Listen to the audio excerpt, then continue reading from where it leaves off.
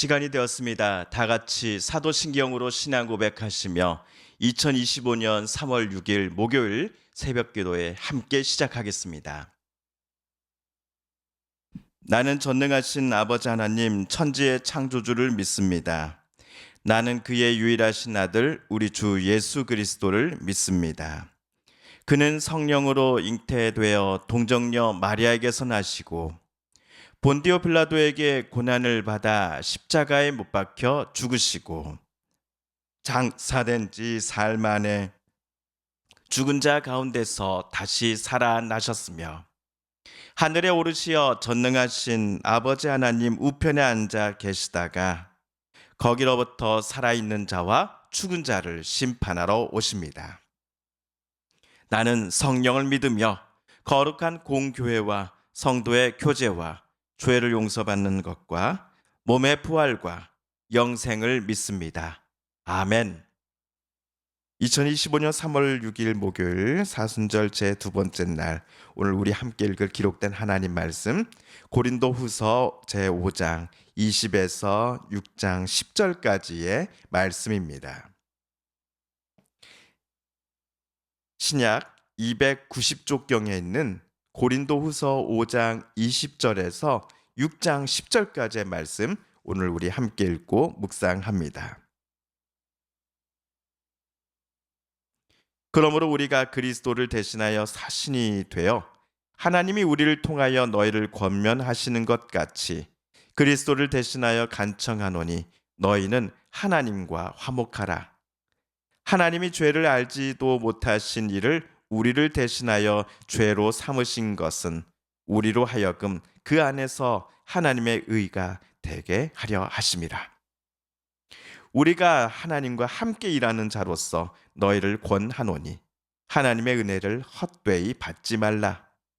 이르시되 내가 은혜 베풀 때 너에게 듣고 구원의 날에 너를 도왔다 하셨으니 보라 지금은 은혜 받을 만한 때요 보라 지금은 구원의 날이로다.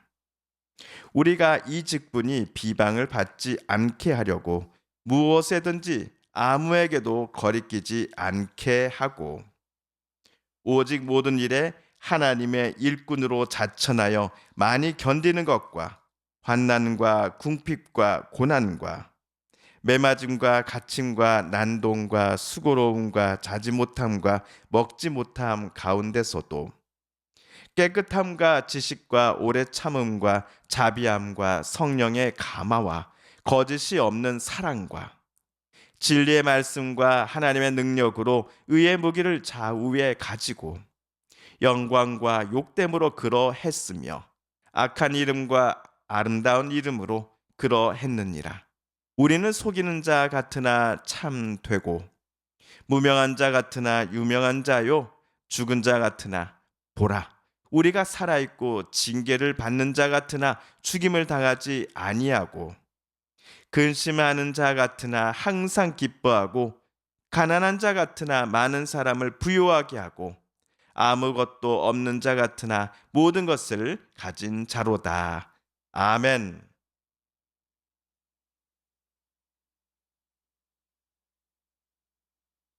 오늘은 사순절 제 두 번째 날입니다. 오늘은 고린도후서 5장 20에서 6장 10절까지 말씀을 우리 방금 함께 봉독했습니다. 사순절은 우리를 위하여 고난당하시고 심지어 십자가에 달려 돌아가시기까지 하신 예수 그리스도를 저와 여러분이 깊이 묵상해보는 40일간의 교회력 신앙 여정이다라고 제가 어제 말씀드린 바 있습니다. 그런데 이 말씀을 드릴 때 제게는 이런 질문이 생겨났습니다. 아마도 이 질문은 저뿐만 아니라 적지 않은 분들이 고민해 보셨을 법한 질문이 아닐까 싶은데요. 그것은 바로 도대체 왜 예수께서 우리를 위해 십자가 처형을 당하시고 고난 당하셨으며 못 박혀 그곳에 죽으셔야만 했습니까? 예수님의 붙잡힘과 십자가 처형의 죽음이 우리들과 도대체 무슨 관련이 있습니까? 와 같은 질문입니다. 우리들의 이와 같은 질문에 오늘 사도 바울이 다음과 같이 대답을 해줍니다. 우리 5장 21절을 세번역 성경으로 다시 한번 읽어보겠습니다. 시작. 하나님께서는 죄를 모르시는 분에게 우리 대신으로 죄를 씌우셨습니다. 그것은 우리가 그리스도 안에서 하나님의 의가 되게 하시려는 것입니다. 우리를 대신해서 예수께서 고난당하고 죽으심의 이유가 우리가 그리스도 안에서 하나님의 의로움이 되게 하기 위함 때문이다 라는 것이 사도 바울의 생각입니다. 그런데 하나님의 의로움이라는 것이 구체적으로 무엇일까요? 또한 우리가 하나님의 의로움 그 자체가 된다는 것이란 어떤 상황을 가리키는 것일까요? 하나님은 거룩하신 분입니다. 그렇다면 그리스도 때문에 저와 여러분이 하나님의 의로움이 된다라는 것이 우리도 거룩하신 하나님처럼 이제 앞으로는 거룩한 존재가 된다라는 의미로 해석하면 될까요? 마치 우리도 하나님처럼 말이지요. 어떠십니까? 저는 이런 해석은 좀 아닌 것 같습니다.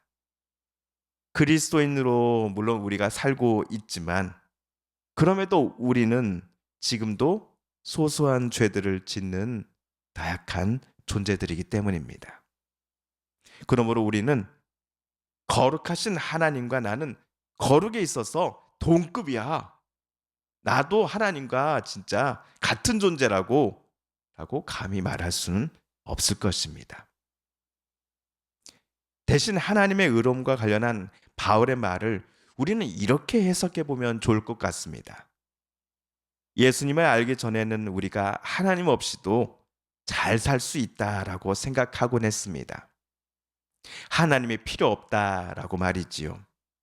하지만 이런 생각이 얼마나 큰 착각이며 교만한 생각이었는지를 우리는 인생을 살면서 절실히 깨닫고 있습니다. 죄 많고 하나님의 도우심과 은혜를 손살에 치며 필요 없어요 하면서 살고자 했었던 우리에게 예수님은 자신의 삶을 통해 하나님께서 얼마나 우리를 사랑하시는지를 보여주셨습니다.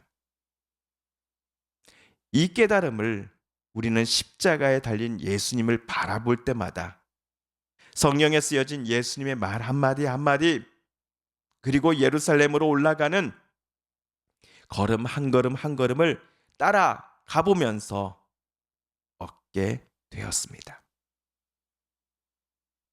그렇다면 하나님의 의로우심이 예수님을 통해 우리 안에 들어왔다라는 것은 우리가 갑작스럽게 완전히 죄 많은 존재에서 거룩한 존재로 아예 하나님과 같은 존재로 탈바꿈하게 되었다라는 의미는 아닐 것입니다.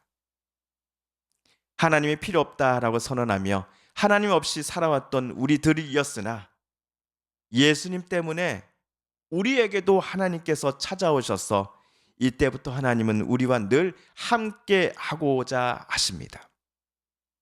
성령으로 우리의 속사람을 채워가시고 변화시켜 가시면서 성령의 열매 또한 맺게 하십니다. 그러니 예수님을 만나면서 또 예수님을 우리가 알게 되면서 과거 죄악의 옷을 벗고 이제는 하나님이 주신 하나님의 자녀라고 하는 의로움의 옷을 입으며 살아가게 되었으니 예수님을 만나면서 예수님을 주로 고백하면서 우리 안에 생겨난 지금까지의 일련의 과정들을 가리켜 바울은 예수로 말미암아 우리가 하나님의 의가 되게 하려 하였다라고 말했을 것입니다. 하지만 오늘 바울의 편지를 받아볼 고린도 교회는 자신들이 예수님으로 말미암아 하나님 앞에 의로움이 되었다라는 사실을 부정하고 있었습니다.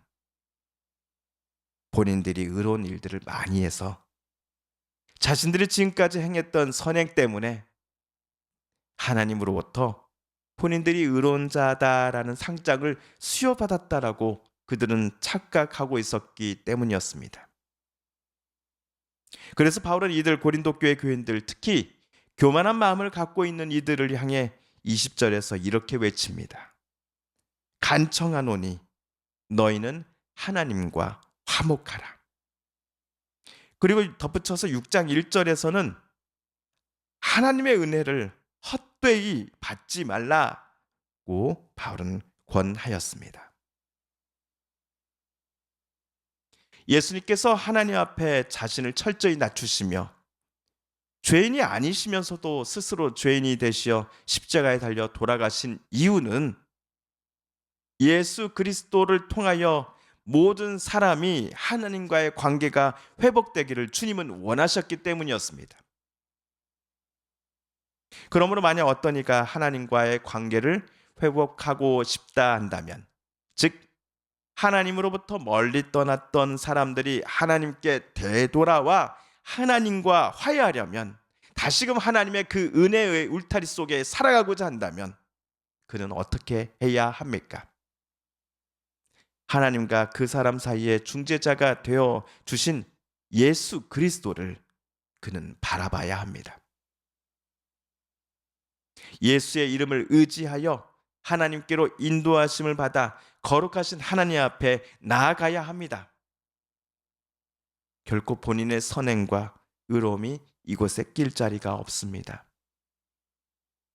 만약 예수 그리스도를 의지하지 않는다면 그는 오늘 바울의 표현에 따르면 하나님의 은혜를 헛되게 만들어 버리는 사람이 될 것입니다. 그럼에도 고린도 교회 많은 이들이 바울이 말한 바 예수님을 의지하기보다는 외부 사람들이 들어와 자신들의 의로움과 율법을 잘 지켰음을 자랑해도 된다라고 말하는 가르침을 고린도 교회 성도들은 더 선호했던 것입니다. 예수님께서 죄인을 위해 자신의 모든 것을 하나님 앞에 바치셨다라고 말할 때 바울은 그 죄인의 자신도 포함되어 있음을 잘 알고 있었습니다. 그래서 바울은, 그리고 그의 동료들은 선교 사역에 있어서 예수님을 닮고자 했습니다. 본인들의 말과 행동, 생각, 이 모든 것에 있어서도 그들은 자신의 모든 것을 하나님께 바치고 의지하셨던 예수님을 본받으려고 했습니다. 자신의 성과를 내세우지 않았습니다. 본인들이 선교사로 살면서, 복음을 증거하는 자로 살면서 내가 몇 개의 교회를 세워나갔는지를 과시하지 않았습니다. 그들의 자랑은 지금도 본인들이 예수님을 닮아가고 있습니다라는 것뿐이었습니다. 성도 여러분, 우리도 오늘 바울의 고백처럼 어제도, 오늘도, 그리고 내일도 우리가 늘 예수님 본받으며 살아가고 있다라는 것을 자랑하십시다. 죄 없으신 예수님께서 우리 위에 십자가 달리시기까지 하나님의 뜻에 기쁨으로 순종하시고 묵묵히 예루살렘을 향하여 십자가 갈보리 언덕을 향해 올라가셨던 우리 주님의 마음을, 그리고 그 발걸음을 이번 사순절 기간 동안 더 깊이 묵상해 보십시다. 우리의 이러한 묵상이 그리스도를 통해 저와 여러분에게 주시는 그 하나님의 사랑과 은혜를 더 깊이 깨닫게 해 줄 것입니다. 주님께서 가르쳐 주신 기도를 드리며 오늘 사순절 제 두 번째 날 새벽 말씀 묵상을 모두 마칩니다. 하늘에 계신 우리 아버지, 아버지의 이름을 거룩하게 하시며 아버지의 나라가 오게 하시며 아버지의 뜻이 하늘에서와 같이 땅에서도 이루어지게 하소서. 오늘 우리에게 일용할 양식을 주시고 우리가 우리에게 잘못한 사람을 용서하여 준 것 같이 우리 죄를 용서하여 주시고 우리를 시험에 빠지지 않게 하시고 악에서 구하소서. 나라와 권능과 영광이 영원히 아버지의 것입니다. 아멘. 오늘 말씀 기억하며 또 하나님 앞에 침묵으로 함께 기도하겠습니다. 개인 기도 시간 갖습니다.